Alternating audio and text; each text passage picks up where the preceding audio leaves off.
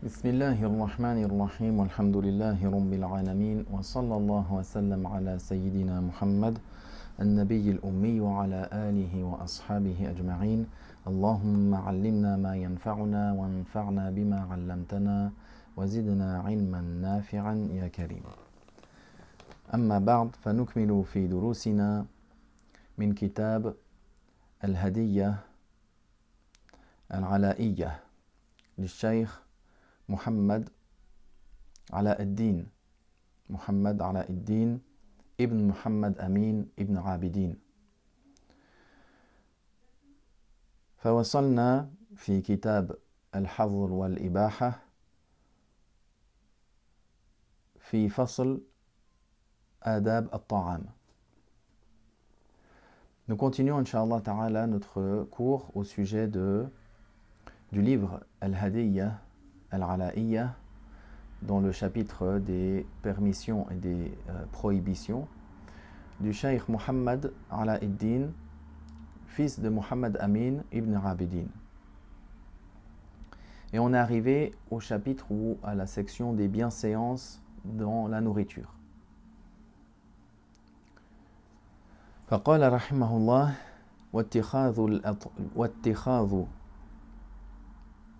واتخاذ الأطعمة سرف إلا إذا قصد قوة الطاعة.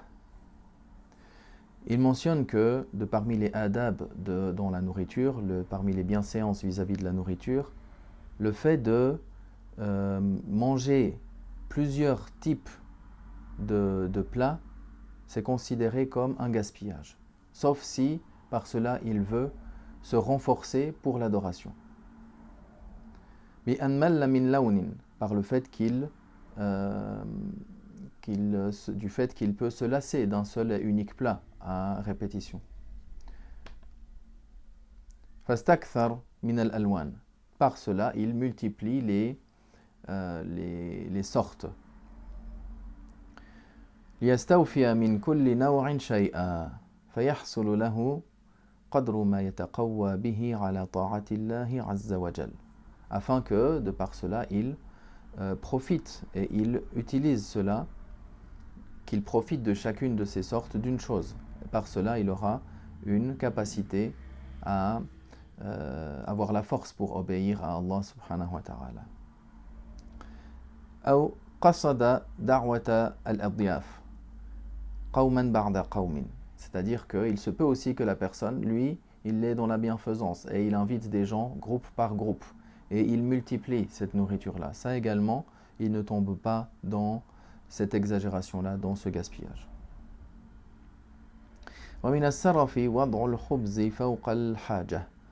De même, c'est considéré comme un gaspillage le fait de mettre plus de pain sur la table comme accompagnant, plus de pain que ce qu'il y a besoin. ويكره وضع المملحة والقصعة على الخبز. De parmi les choses blâmables, le fait de poser la salière ou le fait de poser l'assiette sur le pain. Il y a certains adab à avoir vis-à-vis du pain que les savants donc à ce sujet-là ont mentionné. ومسح اليد أو السكين به إذا لم يأكل ما يمسح به. Concernant le fait d'utiliser le pain pour s'essuyer les doigts par exemple, ou le couteau avec. Alors c'est quelque chose qui est blâmable, sauf si il a dit qu'il va utiliser ensuite ce pain-là pour le manger. Et certains mashaykh, ils ont donné la fatwa du caractère défendu dans l'absolu. Mais l'avis qui prévaut, c'est dès lors qu'il va manger ce morceau de pain par lequel il essuie son couteau avec ou son doigt, alors il n'y a pas de problématique en cela.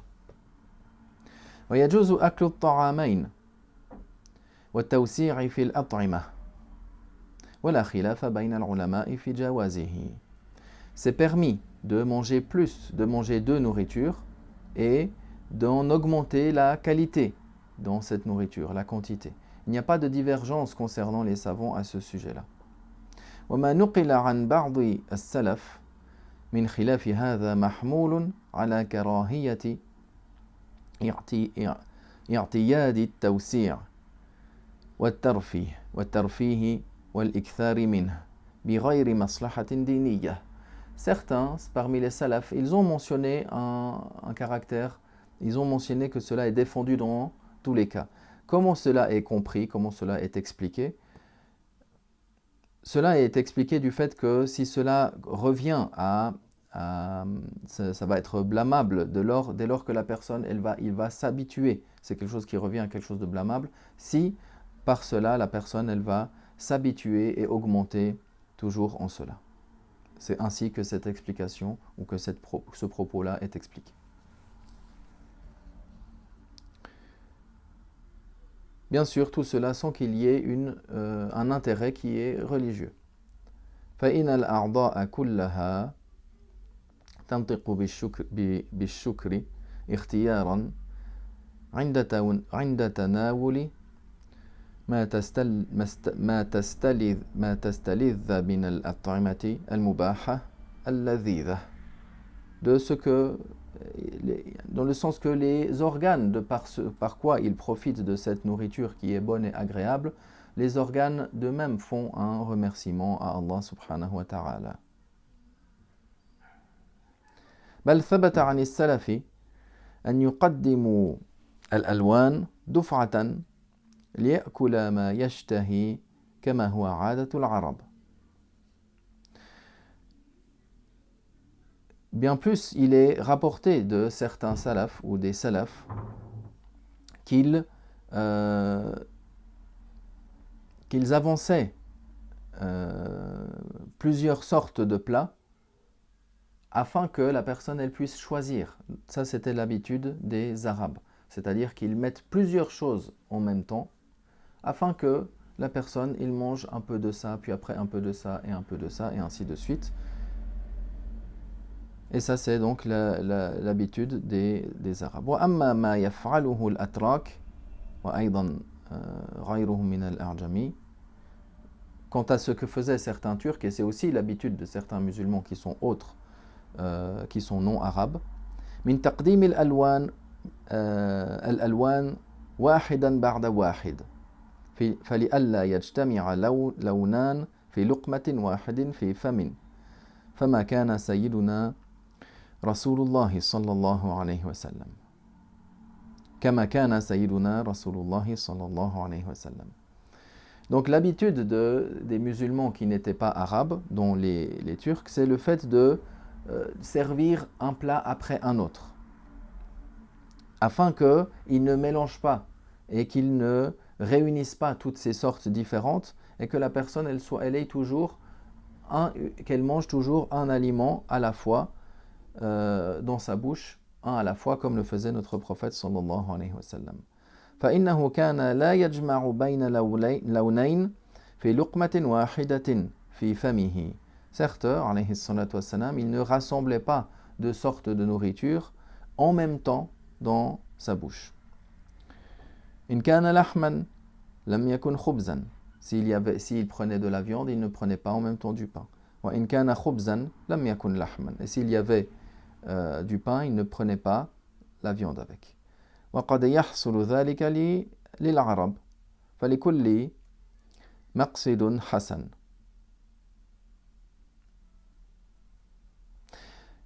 Même si c'est-à-dire que ça c'était également ce qui avait lieu de la part des Arabes de prendre un aliment à la fois, de ne pas mélanger, de ne pas prendre deux aliments ensemble dans la bouche. Donc du point de vue, il n'y a pas de problématique et les deux voies, les deux manières de faire sont bonnes.